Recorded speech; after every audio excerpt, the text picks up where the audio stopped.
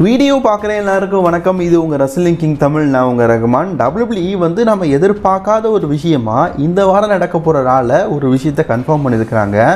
இதை தவிர்த்து CM பங்குக்கும் குந்தருக்கும் heavyweight championship match நடந்தது. இதெல்லாம் ஒரு லைவ் ஷோவில் நடந்தது. மற்றும் அந்த லைவ் ஷோவில் என்ன நடந்தது அப்படிங்கிறத பற்றிலாம் தான் டீட்டெயிலாக இந்த வீடியோவில் பார்க்க போகிறோம்.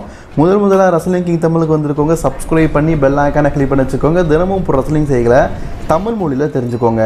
முதலாவதாக பார்த்தீங்கன்னா இந்த வாரம் நடந்து முடிஞ்ச WWE ஸ்பெஷல் லைவ் ஷோவில் என்ன நடந்தது அப்படிங்கிறத பற்றி பார்க்கலாம். ஸோ அந்த லைவ் ஷோவில் முக்கியமான மேட்சாக பார்த்தீங்கன்னா சிஎம் பங்கிற்கும் குந்தருக்குமான வேர்ல்டு ஹெவிவெயிட் சாம்பியன்ஷிப் மேட்சை நடத்தியிருந்தாங்க. இந்த மேட்சை நம்ம மெயின் ஷோவில் நடத்துவாங்களான்னு எதிர்பார்க்குறோம். ஆனால் இரண்டாவது தடவையாக பார்த்தீங்கன்னா WWE வந்து ஒரு லைவ் ஷோவில் நடத்துகிறாங்க. பெருசாக இருக்குல்ல. இதில் எப்படியாவது ஹெவிவெயிட் சாம்பியன்ஷிப்பை வெல்லணும் அப்படிங்கிற ஆசை சிஎம் பங்க் இருந்திருக்குது போல இருக்குது. பங்கமாக சண்டை போட்டிருக்காரு. ஸோ ரொம்ப ட்ரை பண்ணியிருக்காரு. ஆக்சுவலி இந்த மேட்ச்சில் பார்த்தீங்கன்னா ஒரு செஸ்ட் ஸ்டாப் இருக்குல்ல, அதை வந்து குந்தர் வந்து சிஎம் பங்குக்கு போட்டார். போட்ட உடனே வலி தாங்க முடியாமல் சிஎம் பங்கு வந்து டேப் அவுட் பண்ணுறாரு. அவர் நக்கலுக்கு தான் இப்படி டேப் அவுட் பண்ணுறாரு. பட் ஆக்சுவலி ரெஸ்லிங் பண்ணும்போது நக்கலாக பண்ணாலும் சரி, எப்படி பண்ணாலும் சரி, டேப் அவுட் பண்ணால் அவங்க தோற்றவங்கன்னு தான் அர்த்தம். இதை ரெஃப்ரி வந்து ஒழுங்காக கவனிக்கலை அப்படிங்கிறதுனால மேட்சை கண்டினியூ பண்ணியிருக்கிறாங்க. ரெண்டு பேருமே பார்த்தீங்கன்னா டாப் 1 ஸ்டார். ரெண்டு பேருக்குமே ரெஸ்லிங்கில் மெயினான மேட்ச் இருக்குது. எப்படி தோக்க வைப்பாங்க?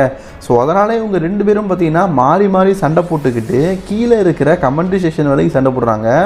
அப்போது ரெஃப்ரி வந்து 1, 2ன்னு சொல்லிட்டு 10 வரைக்கும் கவுண்ட் டவுன் பண்ணி ரெண்டு பேருமே இந்த மேட்சில் வெற்றியாளர் கிடையாது அப்படிங்கிற மாதிரி நோ கவுண்ட் ஆஃப் அப்படிங்கிற முறையில் இந்த மேட்சை முடிச்சிட்டாரு.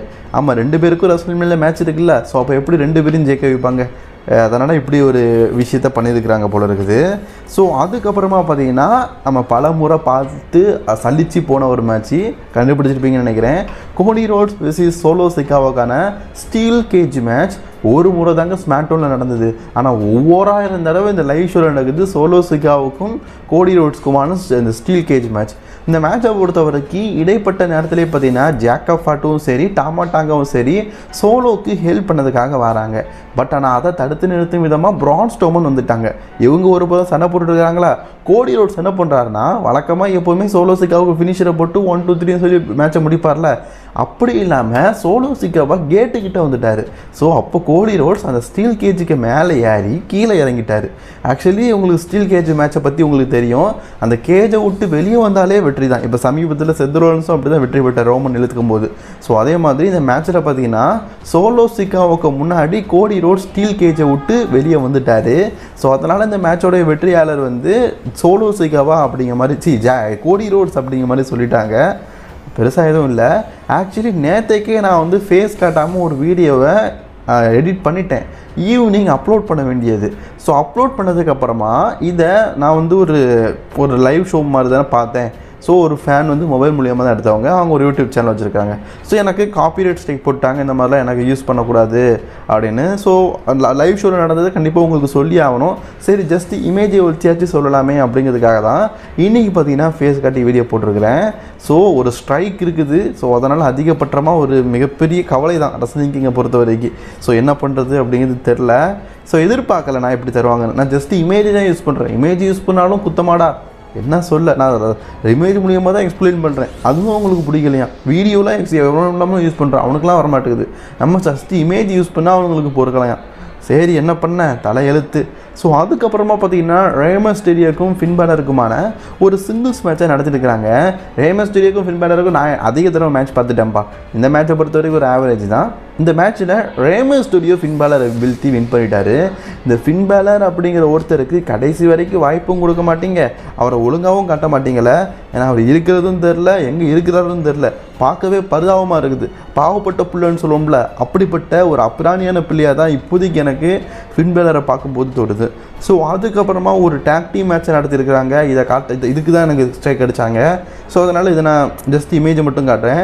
ஜிம்மி ஊசோ பிரான் ஸ்டோமன் வெர்சஸ் ஜாக்கப் ஃபாட்டு டாமாட்டாங்காக்குள்ள ஒரு டேக் டீம் மேட்சை நடத்தியிருக்கிறாங்க.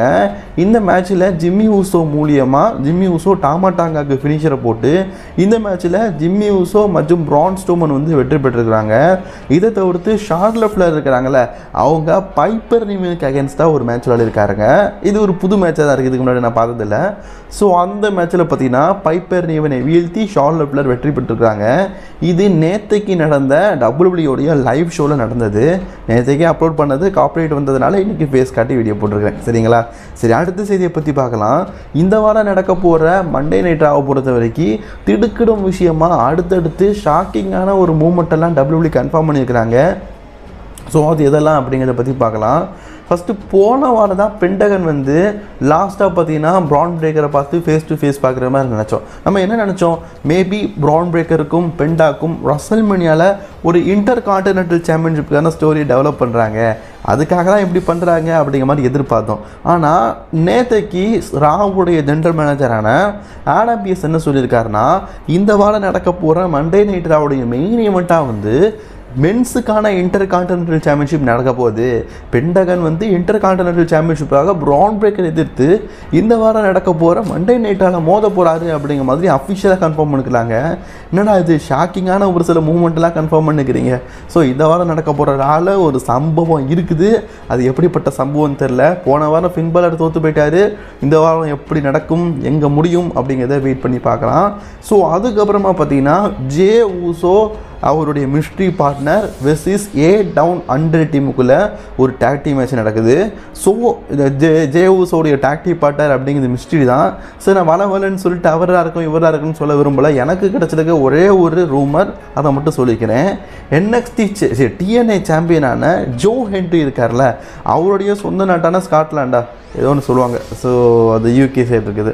ஸோ அந்த நாட்டில் தான் பார்த்தீங்கன்னா WWE வந்து இன்றைக்கி நடக்க போகிற மண்டே நைட் ராவை நடத்த போகிறாங்க. ஸோ அதனால் அங்கே இருக்கிற மக்களோட சந்தோஷப்படுத்துறதுக்காக ஜோ ஹென்ரி வந்து மண்டே நைட் ராவுக்கு வர போகிறாரு அப்படிங்கிற மாதிரி சொல்லியிருக்கிறாங்க. ஜோ ஹென்ரி தான் ஜே ஊசோடைய டாக் டீம் பார்ட்னர் அப்படிங்கிற மாதிரி சொல்லியிருக்கிறாங்க. இது எந்த அளவுக்கு உண்மை அப்படிங்கிறது எனக்கு தெரியல, வெயிட் பண்ணி பார்க்கலாம். இதை தவிர்த்து பார்த்தீங்கன்னா போன வாரம் வந்து கோடி ரோட்ஸ் வந்து நீ பேசாத அப்படிங்கிற மாதிரி ஜான்சனாவை வாயை அடைச்சிட்டாரு. இது மட்டும் இல்லாமல் ஜானுக்கும் கோடிக்குமான ஒரு மிகப்பெரிய கான்ட்ரோவர்சி போன வாரம் நடந்த மண்டே நைட்டாலே நடந்தது. இதை தொடர்ந்து இந்த வாரம் நடக்க போகிற மண்டே நைட் ராக்கும் உங்கள் 16 time world champion John Cena வருகிறார். அவர் வந்து கோடி ரோட்ஸ் கிட்ட அகெயின் பார்த்தீங்கன்னா ஃபேஸ் டு ஃபேஸ் பேச போகிறாராம். அது என்ன பேச போகிறாரு அப்படிங்கிறதையும் வெயிட் பண்ணி பார்க்கலாம். இதை தவிர்த்து பார்த்தீங்கன்னா உமன்ஸுக்கான இன்டர் கான்டினென்டல் சாம்பியன்ஷிப்பும் மேட்ச் நடக்க போகுது. மென்ஸுக்கு நடந்தது போல் உமன்ஸுக்கும் நடக்க போகுது. ஸோ லைரா வெல்ஹேரியா வந்து அவங்களோட இன்டர் கான்டினென்டல் சாம்பியன்ஷிப்பை பார்த்தீங்கன்னா ரேக்கல் ராட்ரிகஸ்க்கு அகேன்ஸ்டாக இந்த வாரம் நடக்க போகிற மண்டே நைட் ராவில் வந்து டிஃபெண்ட் பண்ண போகிறாங்களாம்.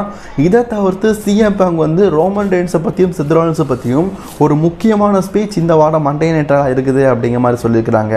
இதை தவிர்த்து வழக்கம் போல் பார்த்தீங்கன்னா என்னென்ன மூமெண்ட் இருக்கோ அப்படிங்கிறது தெரியும். ஸோ அது எல்லாமே நடக்கும். ஓகே, இன்றைக்கான வீடியோ பிடிச்சிருந்துன்னா லைக், ஷேர், கமெண்ட் பண்ணிக்கோங்க. தொடர்ந்து வீடியோ பார்க்கறதுக்கு ரஸ்லிங் கிங் தமிழை சப்ஸ்கிரைப் பண்ணிக்கோங்க.